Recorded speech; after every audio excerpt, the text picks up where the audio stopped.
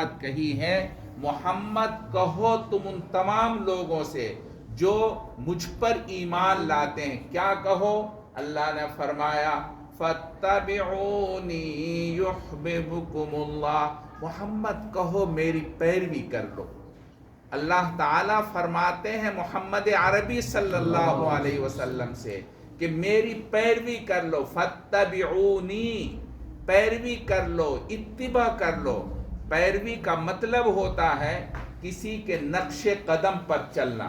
ایک بندہ آگے آگے جا رہا ہے، اس کے پیروں کے نشانات پر اپنے پیر رکھ کر کے چلنا، یہ ہے نقش قدم پر چلنا۔ اسی کو عربی میں اتباع کہتے ہیں، پیروی کہتے ہیں۔ اللہ تعالیٰ نے فرمایا کہ محمد صلی اللہ علیہ وسلم کے نقش قدم پر چلو، اللہ کے رسول کی پیروی کرو۔ قرآن کریم نے یہ نہیں بتایا پیروی کس کی کرنی ہے، قرآن کریم مطلق کہہ رہا ہے کہ محمد عربی کی پیروی کرو۔ آپ علیہ السلام کی پیروی اقوال میں کرنی ہے، آپ علیہ السلام کی پیروی افعال میں کرنی ہے، آپ علیہ السلام کی پیروی کردار اور احوال کے اندر کرنی ہے۔ آپ علیہ السلام نے کیا فرمایا، آپ علیہ السلام نے کیسے عمل کیا، آپ علیہ السلام کے احوال کیسے ہیں۔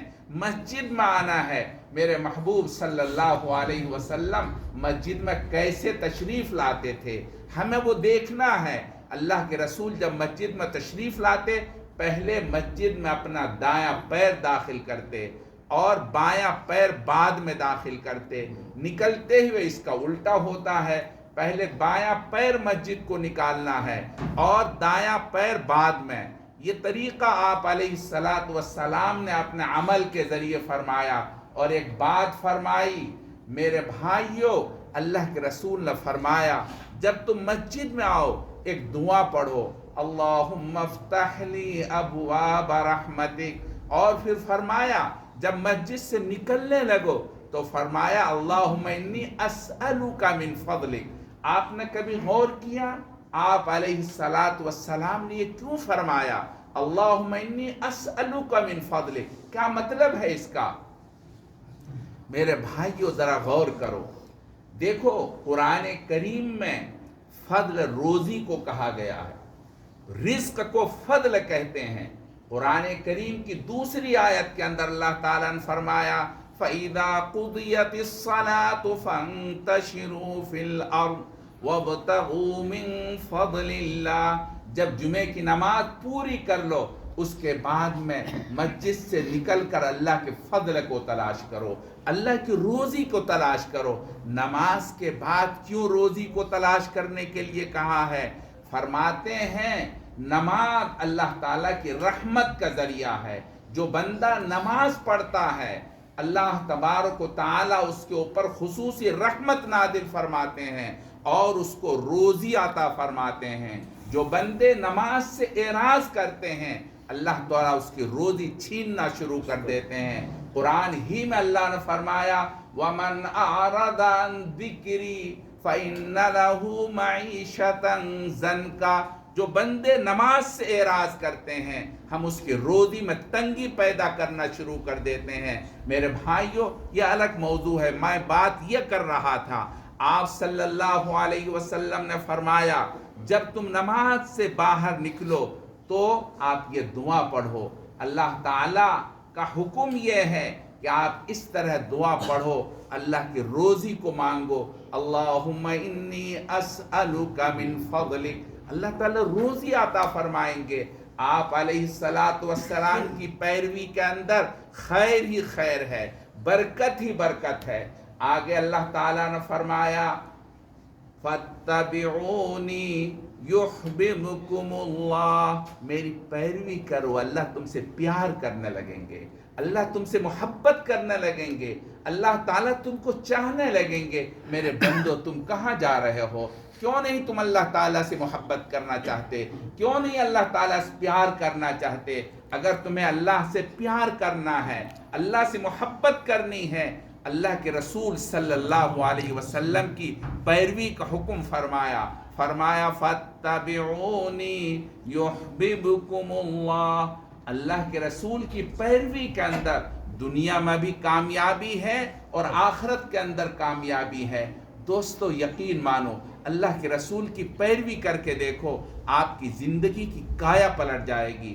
सहाबा इकराम रिज़वानुल्लाहि ताला अलैहिम अजमईन ने सिर्फ और सिर्फ अपने महबूब सल्लल्लाहु अलैहि वसल्लम की पैरवी की है।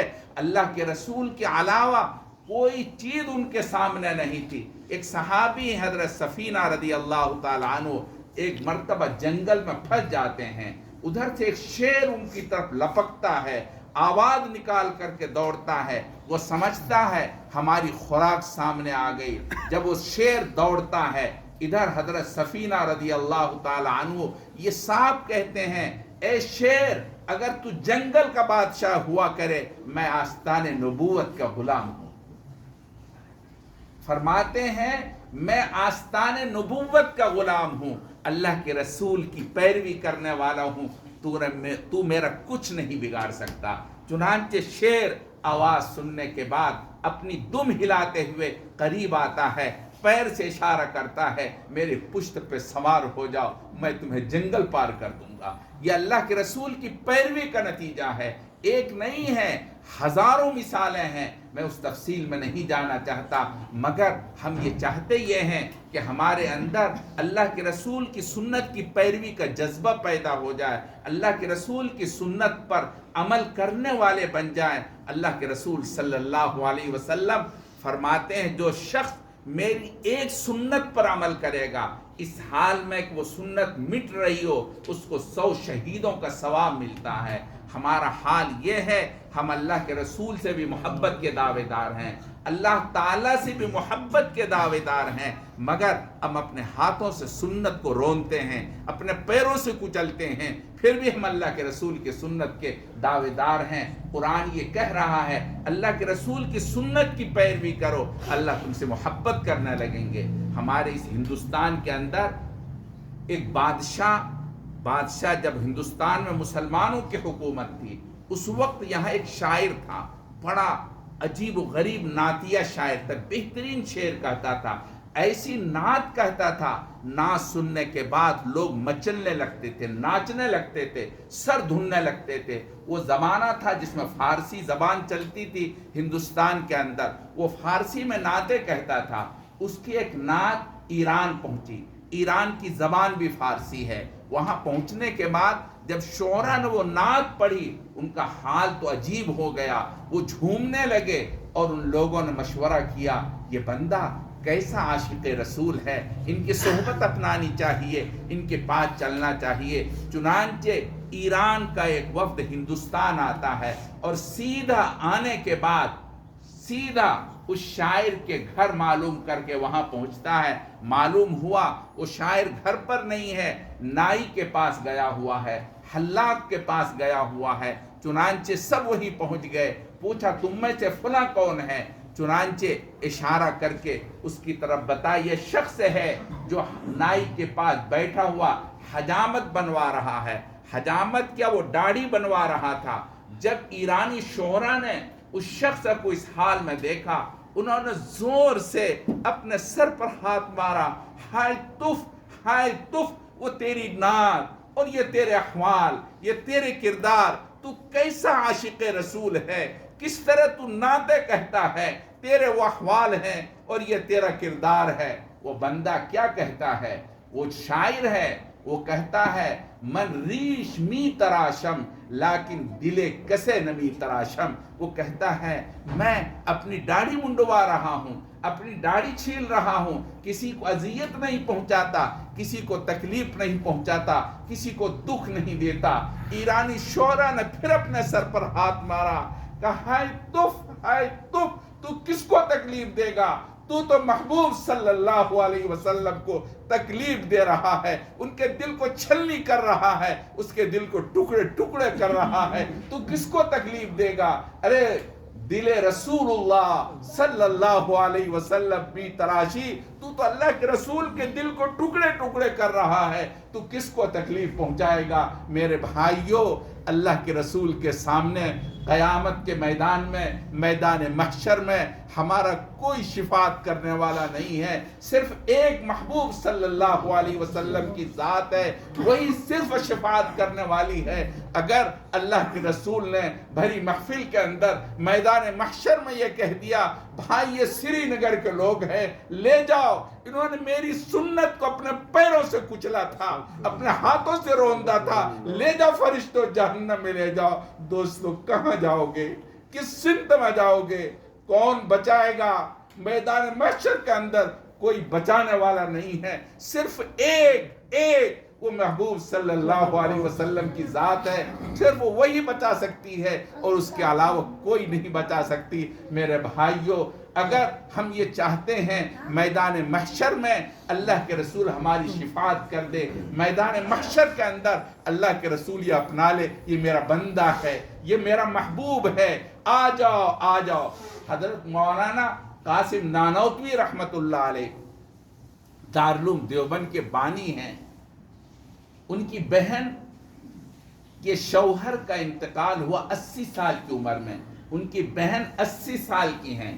عدت گزرنے کے بعد وہ بہن کے پاس پہنچے اور کہتے، آپا جان کہتے تھے، آپا جان آپ نکاح ثانی کر لیں۔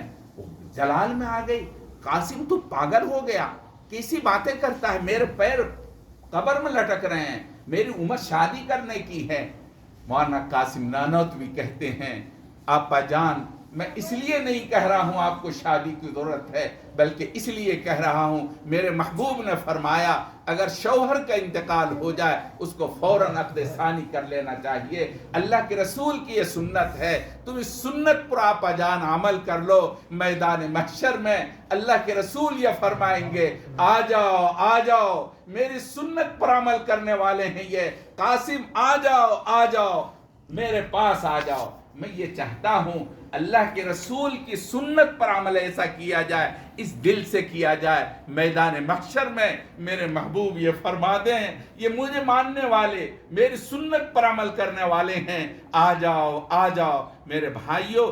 اگر اللہ تعالیٰ کے یہاں آپ چاہتے ہیں، ہم چاہتے ہیں اللہ تعالیٰ پیار کر لیں، اللہ کے رسول وہاں پیار کر کے پکار لیں، اپنے قریب کر لیں، شفاعت فرما دیں، یہی ہماری زندگی کا حاصل ہے۔ انشاءاللہ ثم انشاءاللہ اگر ہم ایسا کرتے ہیں تو یقیناً اللہ تعالیٰ کے یہاں ہماری شفاعت ضرور ہوگی، ہم سنت پر عمل کرنے والے بن جائیں۔ اللہ تعالیٰ ہم سب کو عمل کی توفیق نصیب فرمائے۔ وآخر دعوانا ان الحمدللہ رب العالمین۔ ابھی 7 منٹ 7 منٹ بعد ہے۔ میں عرض یہ کر رہا تھا کہ ہمیں اپنے محبوب صلی اللہ علیہ وسلم کی سنت پر عمل کرنے کا جذبہ پیدا کرنا چاہیے۔ اللہ